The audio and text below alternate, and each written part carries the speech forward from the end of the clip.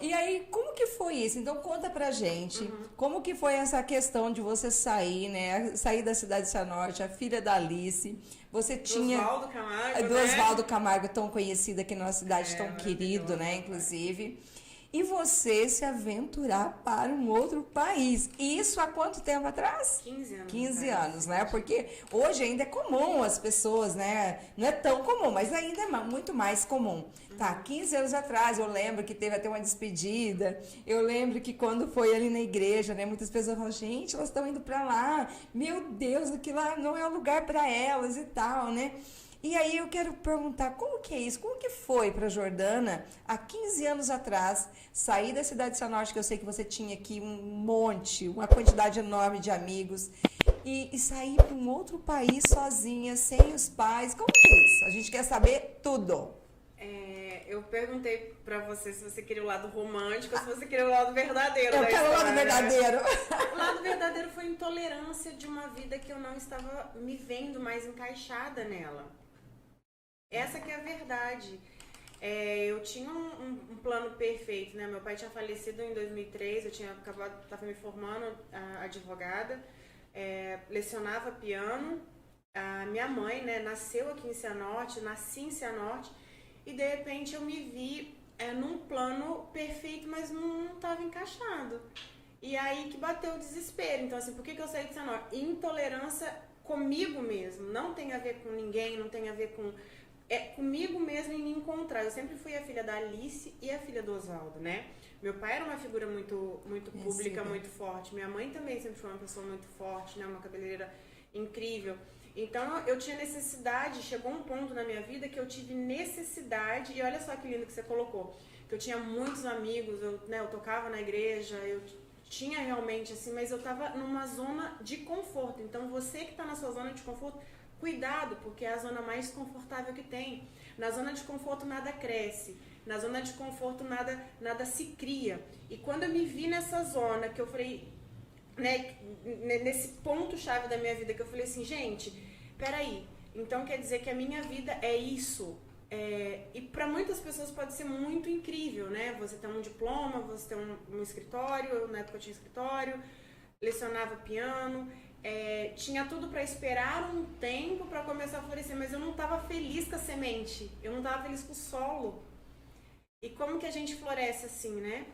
E por que eu fui? Muitas pessoas acham que, nossa, foi conquistar. Não, eu fui na verdade me encontrar. Eu costumo brincar que eu fui fugir da realidade que eu estava aqui para tentar encontrar a minha realidade, quem era Jordana. E chegando lá deu tudo muito ruim, né? Sério? Não foi um mar de rosas, não. Imagina, nunca tinha saído de perto dos meus pais. Fui fazer pós-graduação na UEL, então final de semana, eu nunca saí da minha casa. Fora tocar nos retiros, fora viajar, né? Então, eu lembro que quando eu cheguei era um país diferente, uma cultura diferente, estudei a vida inteira inglês e não conseguia falar inglês, eu só escutava um blá blá blá. Deu um desespero, fui ser chapeira de fast food, do McDonald's, né? Eu trabalhava, acordava 3 horas da manhã, 3h30 da manhã, 4h30 abria a loja, imagina, assim, eu nunca tinha feito praticamente nada disso na minha casa, né? Mas eu tava feliz porque era um processo, e aí que eu falo, né? Quando você tá em busca do seu propósito, eu não queria mais viver aquilo, então eu fui intolerante à vida que eu tava. E quando você é intolerante, é aí que você muda. Porque a mudança só acontece quando você está realmente fugindo de uma dor. E para mim aquela situação, eu estava com depressão, estava acima do peso, não estava me encontrando realmente como pessoa. Então quando eu decidi, eu falei assim, eu vou pagar o preço. E aí quando você realmente decide, eu vou pagar o preço, é aquela coisa, né? Eu coloco o pé e Deus coloca o chão. E foi difícil, foi muito difícil. Foram quase 4 anos eu indo para... Estudava inglês, trabalhava, limpava a casa, cuidava de crianças, comecei a cuidar de crianças lá. Era um estado muito frio, então a cidade que eu estava, que era Massachusetts, o estado de Massachusetts, escurece durante 8 meses, fica 3, 4 horas da tarde e fica escuro. Então durante 8 meses é muito frio, já passei por tempestade de neves. Precisava trabalhar, não tinha minha família, então eu cheguei a 128 quilos em 4 anos que eu tava lá. trabalhava muito porque eu não conseguia falar inglês, eu estudava, ia pra faculdade, eu escrevia e lia. Então, assim, eu não precisava usar muito a minha dicção, mas era travada, porque eu convivi muito com brasileiros. Então, outra coisa que eu sempre ensino, tenha uma imersão na comunidade americana, se você realmente quer conhecer. Bate na porta, pede licença e entra, mas vai entender a cultura do país, seja em qualquer país que você tiver. Seja na Argentina que você for morar, que é nossos vizinhos aqui no Paraguai. Tenha uma imersão, sirva na comunidade, não tenha medo de arriscar. E você acredita que de toda a minha vivência nos Estados Unidos, eu nunca escutei um americano me julgando com o inglês?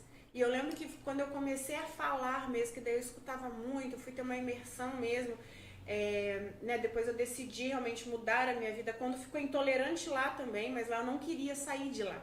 Olha só que interessante, a minha vida ficou intolerante aqui pra mim na época, porque eu não conseguia me encontrar. Fui para os Estados Unidos, ficou intolerante lá porque eu tive obesidade mórbida, né, 128 quilos, perdi dinheiro lá, deu algumas coisas não saíram conforme eu queria, principalmente com a comunidade brasileira. Eu recebi mais julgamentos da comunidade brasileira do que da americana no começo, mas claro que eu recebi muita ajuda da comunidade brasileira também, né? Eu falo de algumas pessoas. Só que eu fui aprendendo, aquela ingênua menina de Cianorte, né? Foi aprendendo, e aí entra uma frase muito legal da minha psicanalista, doutora Andréa Ladislau, que ela fala assim, você só vai aprender uma situação na sua vida se você cair e levantar para ter músculo. Verdade. E quanto mais, às vezes, a gente tá num processo, às vezes você fala assim, nossa, deu errado de novo, continua, muda a estratégia,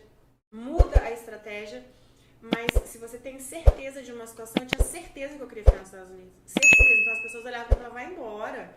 Nossa, tá obesa, perdeu tudo. Não, vai embora. O que você vai ficar fazendo aqui? Eu tinha uma voz que falava, fica.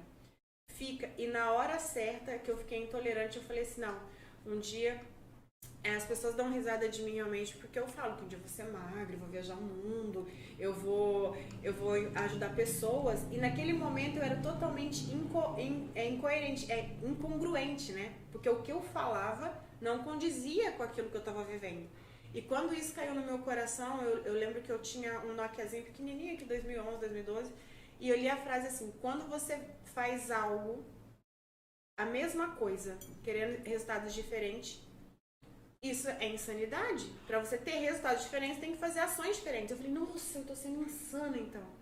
E realmente, então, eu tô sendo meio doida, assim, né? Porque eu não tô fazendo, então eu vou começar a fazer. E eu fui lá, Ângela, mesmo sem saber essa história de coach, de nada, eu escrevi num caderninho o que era ruim na minha vida e como que eu queria atingir pra ser diferente.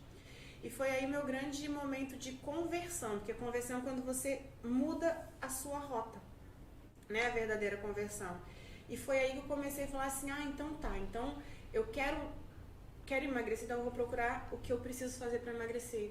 Eu vou procurar a cirurgia de estômago, eu vou procurar mudar a minha mente, eu vou procurar comer saudável, vou procurar malhar. Eu quero morar nesse país, então eu vou procurar realmente aprender o inglês, comecei a trabalhar numa escolinha americana. E aí foram 5 anos que as pessoas falam assim, nossa, é fácil. Eu falei, pra mim 5 anos foi muito difícil. Depois começou a desenrolar, né? Nesse sentido, mas só quando realmente eu entendi, tive a clareza de entender o que eu queria.